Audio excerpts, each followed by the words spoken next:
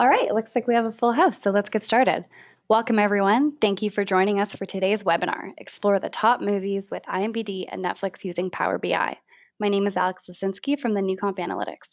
And for those of you who are just joining us today, Newcomp is a Microsoft business partner, and we work with clients all across Canada, the US, and the Caribbean to help tackle even the most challenging data projects. So today I've asked Piero Dimitri, he's their strategic analytics lead, to take a deeper dive into Power BI and show us some key capabilities of the platform in a fun and interesting way. But just a little housekeeping before we get started. I wanted to mention that this session is in listen-only mode, so if you have any questions, just type them into the questions box below, and we'll do our best to get them answered for you at the end of the presentation. Also, for those of you wondering, this session will be recorded, and I'll send out a copy of the slides as well. I know a couple of you have been asking me for the data set, so we'll get that out to you as well at the end of the presentation.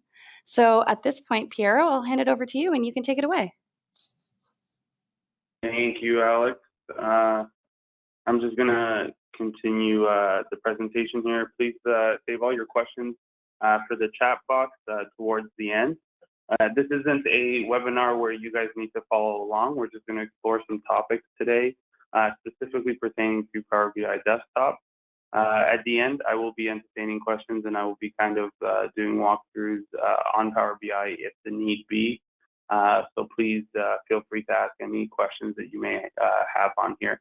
If I can't get back to you throughout the webinar, then I promise to shoot an email at the end, so that way you guys can actually get the answers. So today's webinar will focus mostly on Power BI Desktop. Power BI Desktop is the developer-heavy tool of the Power BI platform. It is supposed to be used by IT developers and power users throughout the organization to help build dashboards, visualizations, and reports, and then publish those to the Power BI service on the cloud so that other users can share and collaborate the content through either the portal or through usable apps within the Power BI apps environment. So what is Power BI? It's a cloud-based business analytics service that lets you do various end-to-end analytics use cases, essentially. You can have fast and easy access to data regardless of where it sits. You can do data discovery and exploration, integration, collaboration throughout your organization, and then a key part is insights from any device, meaning you can access this from your tablet, from your phone, from your laptop, or any other device that has a browser on top of it. What are the key differentiators of Power BI between its competitors in this space? So Power BI does come with some pre-built dashboards and reports for popular software as a service solutions. Key mentions are Salesforce, Google Analytics, and other pre-built SaaS applications have dashboards that Microsoft has gone out and built, and then you can deploy within seconds after you pass through your credentials, essentially. You get real-time dashboard updates. You get secure connections to your data sources, whether they be on-premise through Gateway or in the cloud. You get intuitive data exploration through natural language queries. So you can ask almost business-like questions right through to the browser and get answers in graphical format instantly. It also integrates well with familiar Microsoft products such as Azure Active Directory. So all the users within your domain and your organization are already populated, and you can use that as a way of sharing and collaborating. But it's also available with all your other Microsoft SaaS applications such as Dynamics and also any other Office 365 set of tools, specifically OneDrive. And you can get fast deployment without any heavy IT involvement, and it integrates well with existing IT systems, so the IT folks would not be essentially angry for you using this. So what are the data sources that connect to Power BI? Like I mentioned earlier, different SaaS solutions, Salesforce, Google, Adobe Analytics. There's always more connectors being added on a monthly basis.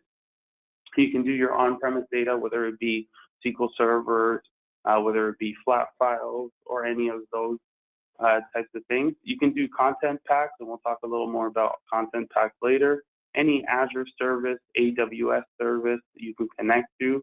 You can also upload directly your Excel files, whether they have pivot tables on them. And you can also upload Power BI desktop files, which is what we're going to be building today. All those go into the cloud service environment that you can log in through powerbi.microsoft.com. And then you can have all your analytics and dashboarding and reporting needs within one space. Power BI desktop specifically is used to prepare, explore, report, and share the data. It's a IT and power user heavy development tool. It does give you more flexibility in terms of data sets than what you would normally have on the cloud. This is for specifically any additional data sources like web-based data sources like the ones that we're going to be exploring today, and also any type of connections to specific services that are not available online.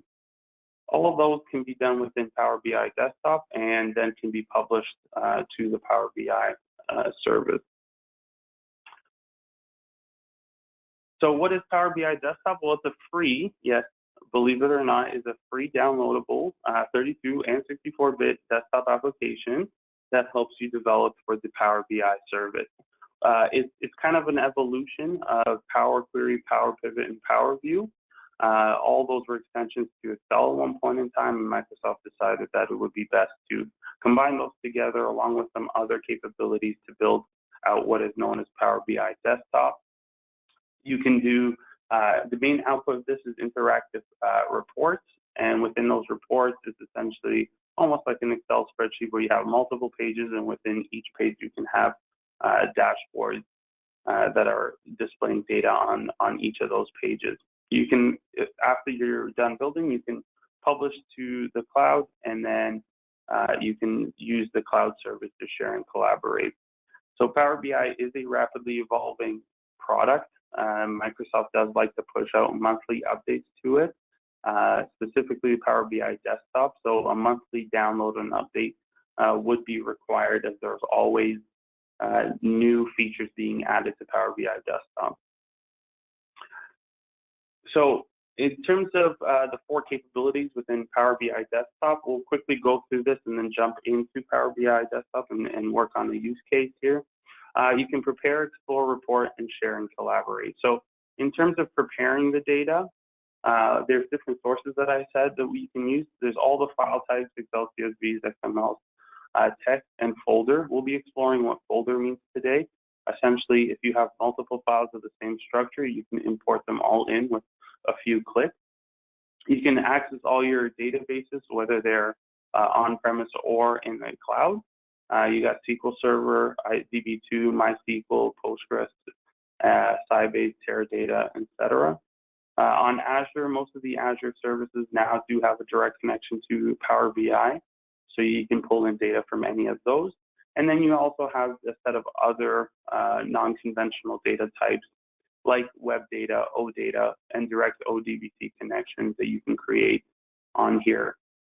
Like I said, there's also other software as a service connections that you can make, such as Facebook, Google Analytics, Salesforce, GitHub, QuickBooks Online, MailChimp, and so on and so forth.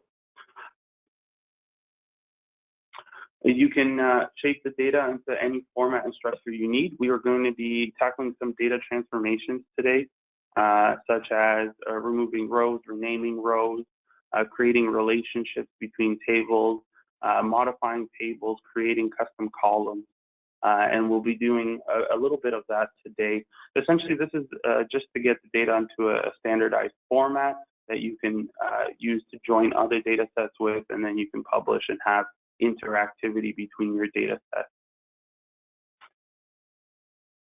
Data modeling is a key part of this. We won't be really touching on data modeling today. I'll be showing a simple relationship diagram between the data sets that we'll be importing today.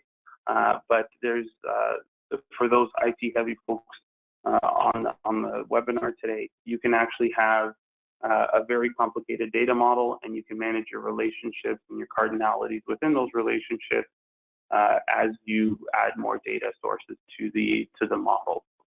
All data does rest within Power BI Desktop, so it is a RAM intensive. It is a RAM intensive application, so I would suggest keeping data sets light, but also just to get that cardinality, but also making sure that you have a big enough sample to create what it is that you're looking to do. You can also have drag and drop activity to explore your data. You'll see that the dashboards and reports are very interactive. Once you click into them, you can actually have you know, the entire page change, and we'll be seeing a little bit of that later today. In terms of reporting, there's various types of visualizations that you can pick through. Obviously, the bar graphs, the line graphs, the scatter plots, and the maps are standard, but you can also add custom visualizations from the Microsoft Web Store.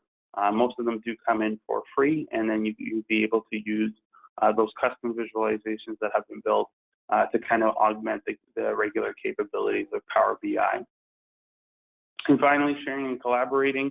You can save your Power BI desktop and upload them to the cloud through the portal service, or you can actually publish by just clicking the publish button on the Power BI desktop interface to publish to a service online that you've authenticated again. You can also copy many of the tables that you'll see created here, and you can export them to CSV or Excel natively.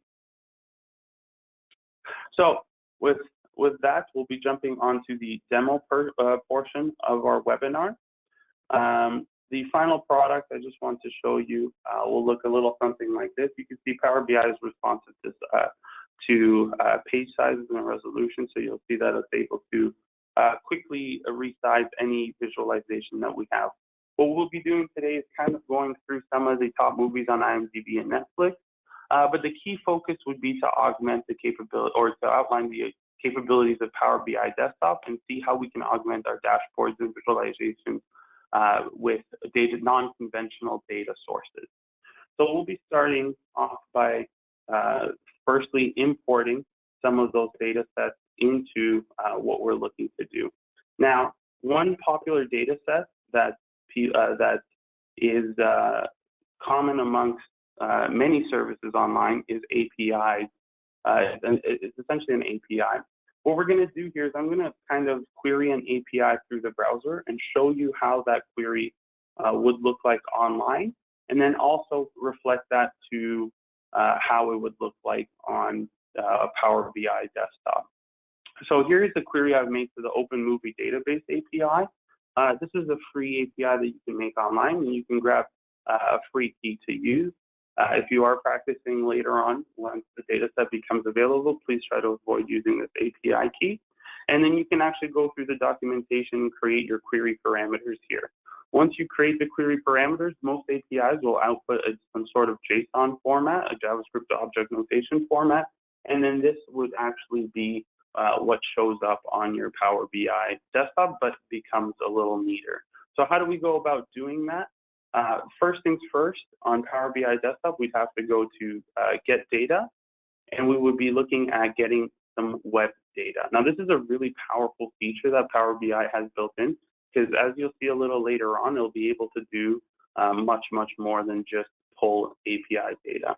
So I'm going to copy the URL from the API call, and I'm going to paste it in here. Once I do that, Power BI is actually going to authenticate if it was an advanced connection, and it will pull back exactly what data is outputted from the JSON format. Now you'll notice once all that happens that you will get Power BI to open up Query Editor. For those of you who have worked with Power View and Power Query, this should look familiar. What you'll see here is what it's done is taking that JSON format and it's actually put it almost in tabular format. And if you want to actually make this a real data set, all you have to do is click Insert into Table.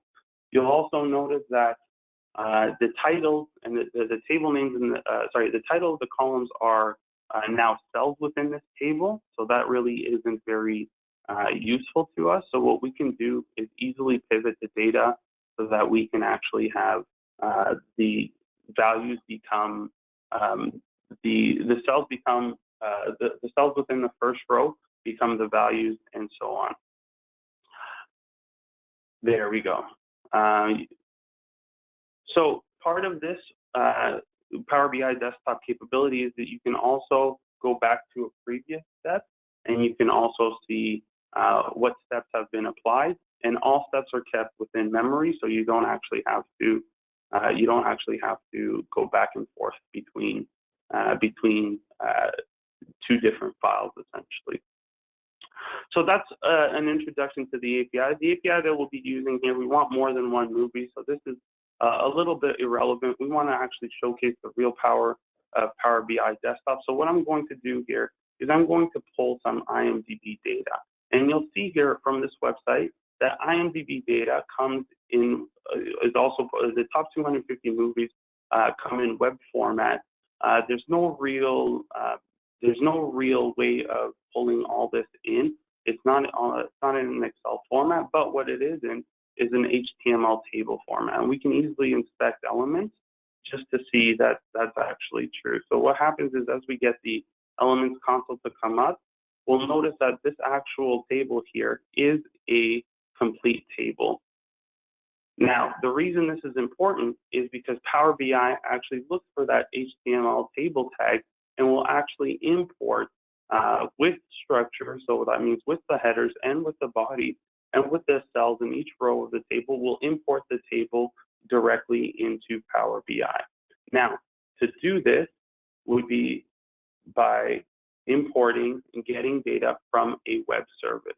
So I'll show how to do this again. So we go new source, and we're going to be going into the URL.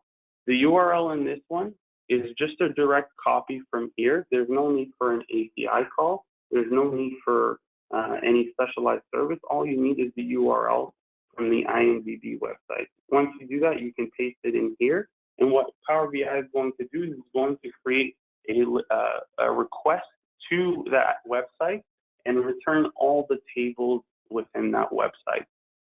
We'll give this a few seconds to go through.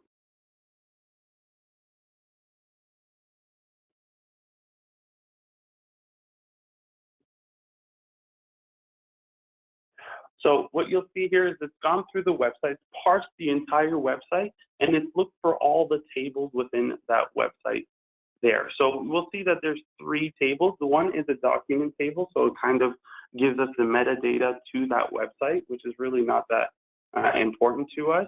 It also has a footer table where it has some sort of footer information here about maybe some audiobooks or anything like that.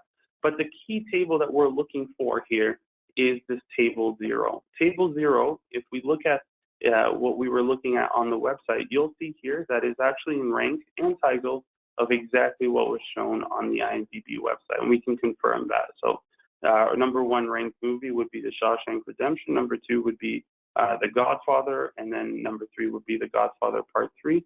Going back to the website, we see that that's exactly how it is. And you'll actually see that the years are also part of that. So what I'm going to do now is I'm actually going to import this table here and have it come in. Now, as it loads the entire table, it'll create a query out of it. At this point, we can start to now manipulate what the table looks like. So first things first, we can remove all of the columns that are not relevant to us by simply clicking the header and just clicking the delete button on our keyboard. Next thing we can do is we can split the columns based on a delimiter. So I'm going to go ahead and I'm going to split this column by delimiter.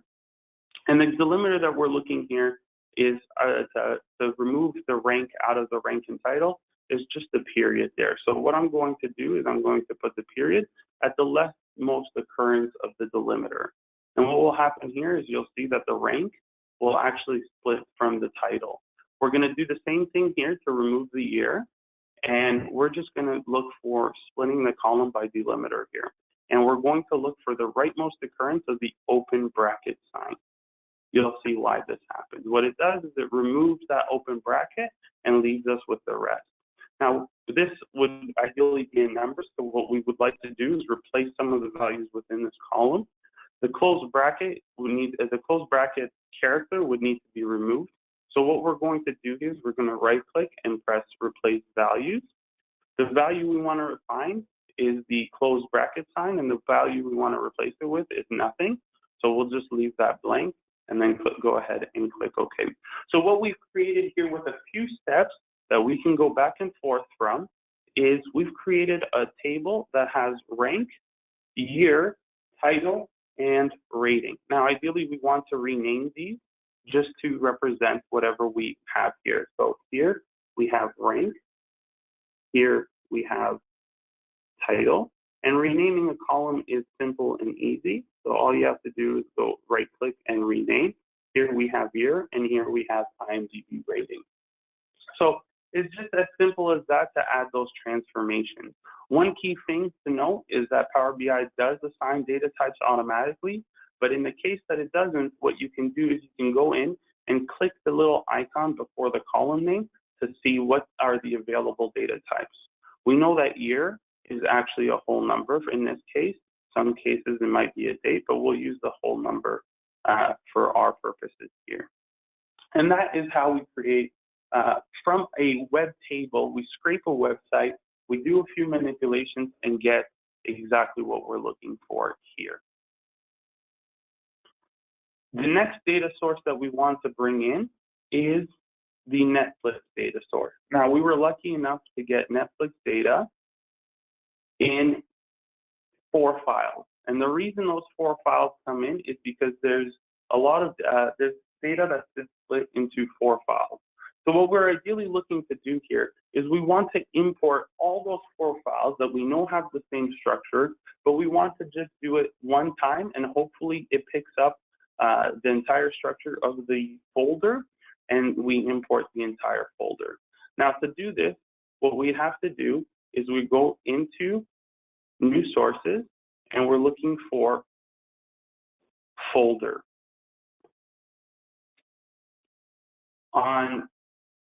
You can either see it through the File tab or on the Alt tab. Now, what this folder is going to do is it's going to look for all of the files within a specific folder path. So I'm passing it a specific folder path here. And what it's going to do is it's actually going to list out all the files within that folder. And rightfully so, it has picked up all 4 binary CSV files. Now, what we want to do is we want to click on Combine and Edit. And what it'll do is it'll actually create a query to pull in all of the 4 files in the structure that they are from. When combining files, it'll give you the option, a option to change anything that you might want on there. But for us, we'll just go ahead and we'll actually import those. This is the first example file, so you can change it to be any file.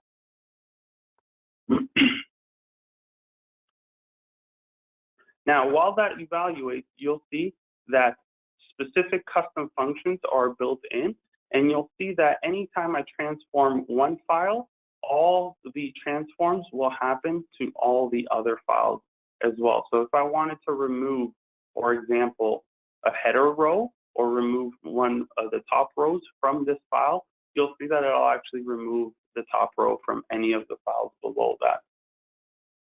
With that being said, once the aggregate comes in, you can actually see it right here. The first thing to note is that the table has also attached a file name onto the actual table that we've created. And you'll see that here because it has a column called source.name. All 4 files are imported here, and you can see that, and you can select through to see specific files. Now, when filtering in Power BI Desktop, you're essentially filtering the entire data set to only show this one data set. This is not in any way filtering a visualization. It's not the same thing as filtering a visualization. So what we'll do here is we'll kind of go through all of the files here that we have, and we'll kind of remove whatever is unimportant to us, and we'll go from there. So we'll go ahead and delete the source.name, and we'll look for any other opportunities to delete as well. Rating description is irrelevant to us, and user rating size is irrelevant to us. Now, what we're looking to do is kind of get some comparison on scores. We'll notice that the IMDb table has a score out of 10, but the Netflix table has a score out of 100. So what we're going to look to do here is we're actually going to first replace all values where NA is the case with 0.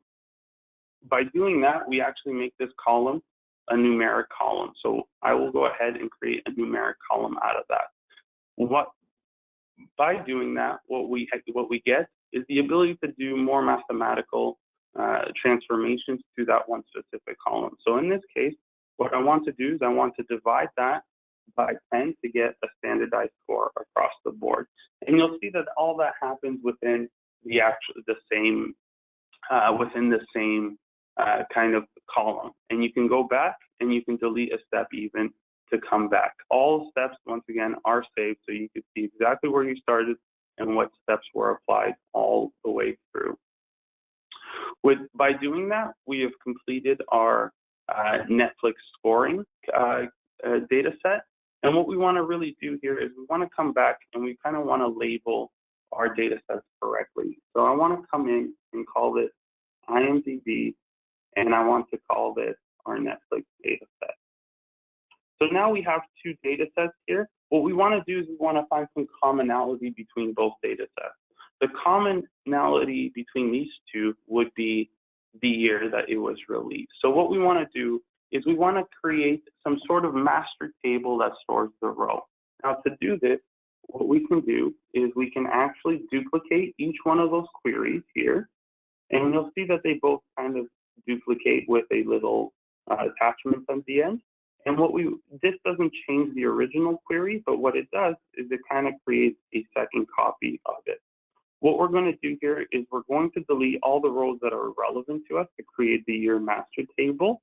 So we'll keep year within this, and we'll also keep year within this as well, and delete that. So now we have a list of all the years on here. What we're going to do is group these two and move them to a new group. And we'll call this the year data group. This will give us an exhaustive list of all the years that are on there. What we can do now, once we have these, is we can append these queries together to create a new query. And this will create our year master table. So the Netflix 2 table will be appended to the IMDb 2 table, and it'll create an appended query here. What we want to do here is we want to rename this to year. And we'll see that there's two columns that are created here. So what we want to do is we actually want to merge these columns into one. When we merge those two columns, we can create a new name. And you'll see that there's an entire list of years. The key challenge here is now to maintain cardinality in our relationships, we're going to need to actually remove duplicates. So what we can do is we can right click and remove duplicates from here. By doing that, we get a unique value for each of the years. You'll see why in a second this is important. Once we're done here, we can actually disable the load of these other ones so that they do not show in our master data set. By doing that, we can do that by right-clicking and clicking on Enable Load. And this will essentially say that only these three data sets will be pushed through to our final Power BI visualization canvas. So I'm going to close and apply these queries. Now what this means is Power BI is going to go through the exhaustive data set at this point, and it's going to run an indexing algorithm to kind of pull out all the points or all the data points and kind of create an index on each one of those data sets. The reason it does this is so that when filters are applied or created, you can actually really quickly and easily filter out and isolate the data sets that are relevant to only what it is that you need. This is key for Power BI Desktop because this is how it allows all those visualizations to be almost interactive immediately. Now we're going to wait a few seconds for this to complete, and we'll continue from there.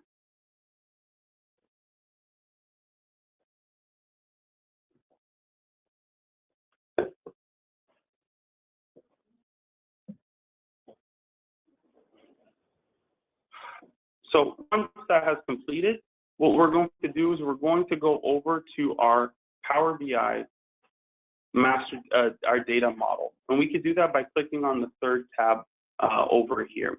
The third tab over here is how we create the relationship between the data sets that we're looking to do. Now, in this case, what we're going to do is we're going to connect both of the Netflix and the IMDb Top 200 table to the year table.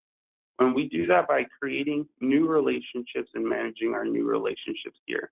To do that, we click New. This is almost a lot like Power Query if you've used it in Excel. You select one table, and you select the table, the column that you want from that, and then you select the common table and select the rows between that. I've already created the relationship between these two columns, so therefore this relationship has already been created. You can do the same if you'd like. If you want to create the relationship to another table, we can pick the Netflix data set with the release year, and then you can also have year joined to year. A key thing to note here is that the column headers do not need to be the same. So the name of the columns do not need to be the same for you to be able to join on them. That is a key restriction in some of the competing tools. While in this case, you can actually create a direct relationship, not based on name, but actually by column. Once those relationships are created, then anytime I select a year in here, in any of the three tables, the entire data set will filter out altogether. So going back to our data set here, and another key functionality is exporting this data set. What you can do is you can highlight the entire data set here, and you can, right here, and you can almost export this entire data set. Sorry, apologies. And you can export the entire data set as a CSV. Going back to our initial dashboarding here, once we're here, you can see that the functionality between all the years creates almost once you link the years together, you can almost create an interactive report just by clicking on one of the years. To select multiple, all you would have to do is press and hold Control, and you'll see that multiple years will start to appear. You'll also note that both IMDb movies and Netflix movies are being shown when you select the year, and you also have them ranked by each, ranked by the rank that were brought in. For the rank on Netflix, a custom column was created. To do that, you can right-click on New Column, and you can create a column here using DAX, which is a Microsoft data analytics expression language, very familiar to those functions that you would normally use in Excel with slight variations. And you can actually create a rank function if none of them were created. There's plenty of documentation on DAX expressions available online, so you can actually go through the documentation to see exactly what would be the appropriate functions to use here. You'll also note that on Power BI Desktop, we have we have the capability to filter our data very easily. Just by clicking on the rating, you can get a list of all the movies that are rated as G, for example, PG, for example, and any of those. And you can see that Power BI actually quickly interacts with the data set and goes ahead and filters on what it is that we're doing. So to clear any of the filters, you can simply click on one and unclick, or hit the erase button up here. We can also do focus mode, so we can actually open up any of these charts and have a complete view of those charts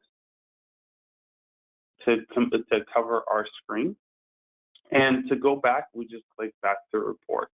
There's many more visualizations that we can add on. We can add an R script visual and a Python visual, where you can import a data frame based on the columns that you had here, and use a matplotlib visualization and bring that into here.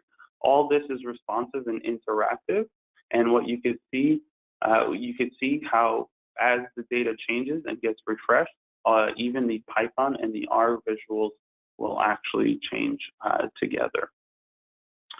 So what are some of the key findings that we have in our analysis between IMDb and Netflix data? Well, first things first, we could see that the average IMDb rating throughout the years stays pretty constant, while the rating for Netflix movies kind of takes a roller coaster ride throughout the years, essentially. So IMDb movies are usually steady, while Netflix users really like to go crazy on their ratings. We can also see how many movies we have by year. Please note that this is not a completely extensive or complete set of movies. To pull all IMDb movies would be well into the thousands. We can set KPIs and metrics here by just having our metrics aggregated in different ways, maybe through a sum or average, minimum, maximum, and so on. And we can also rank and put our rank in here. The column that we created, we can actually put right through all the way. So with that, I'd like to conclude the demo portion of the Power BI desktop. 2 points of note. Once a developer has completed development within Power BI desktop environment, they have the 2 options. The first option would be to publish that data set to a Power BI service. Once clicking the publish button, you'd be prompted to save your changes, but also to log into an account that has that hosts your Power BI service. The second thing that a developer can do is they can save their file onto a shared drive or essentially an enterprise content management solution and have this file be then uploaded to the Power BI cloud by simply importing the PBIX file that is on here. When doing that, any of the web services and the URLs that are saved on this file would also be accessible through the Power BI web service online. Once all that is done, then the dashboards and reports that can be created out of this are then easily shared by users all over. And that, Alex, concludes our webinar on Power BI Desktop. I hope you've learned something interesting about IMDb and Netflix today. Okay, great.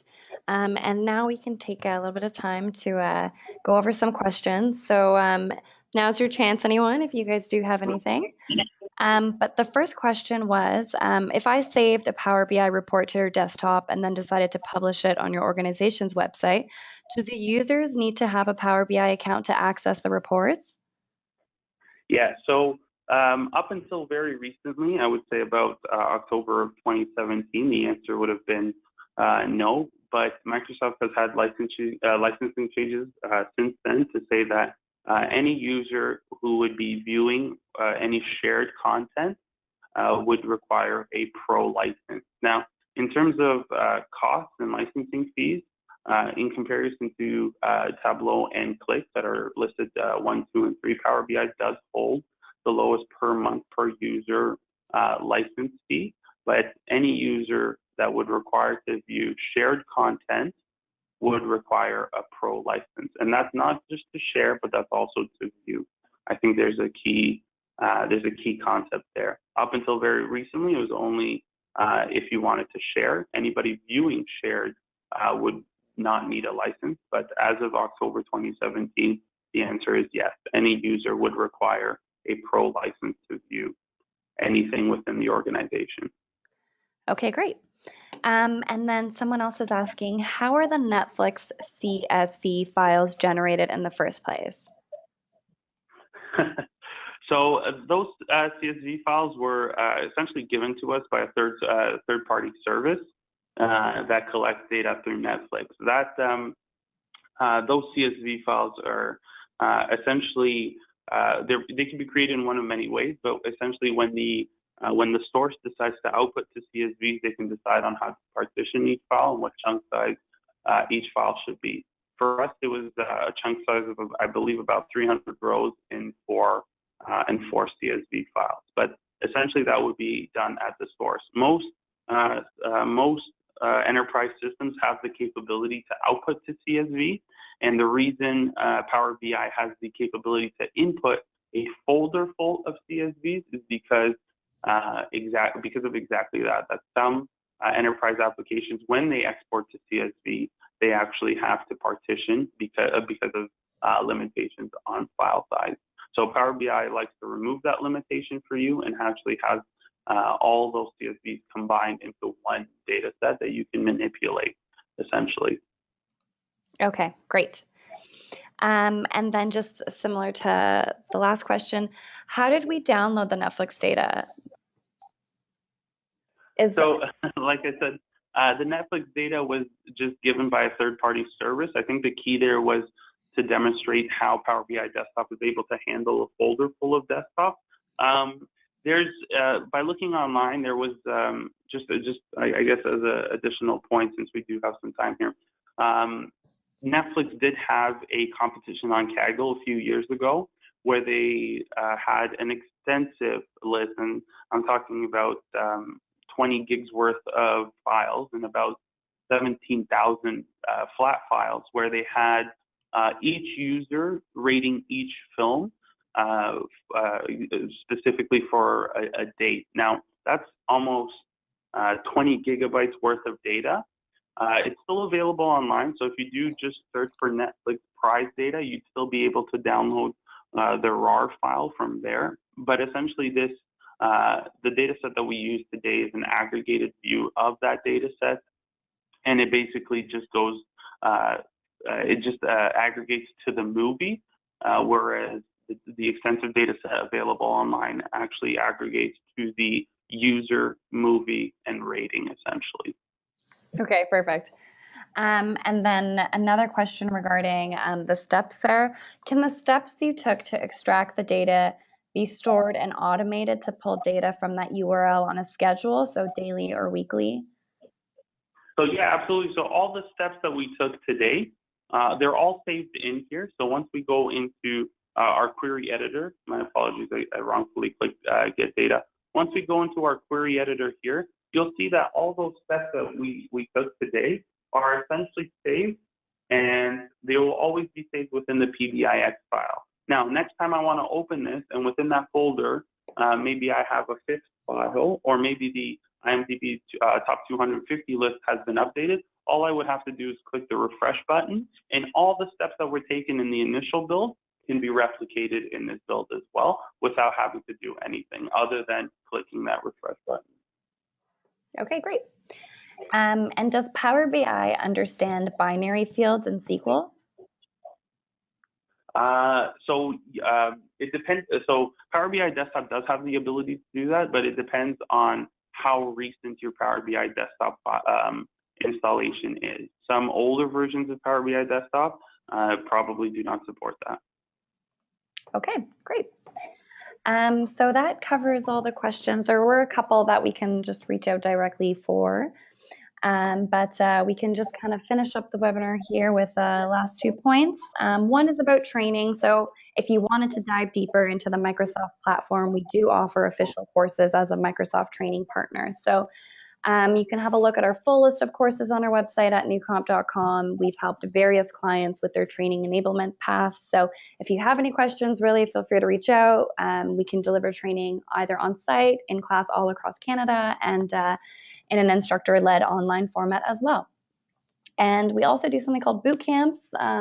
These analytics boot camps are half-day online sessions with one of our experts where we help you learn various topics like APIs, data lakes, machine learning, and basically the tools for working with today's data environment. So thanks again, guys. Whether you're new to Power BI or are currently using it within your organization, I hope you found this session valuable and interesting.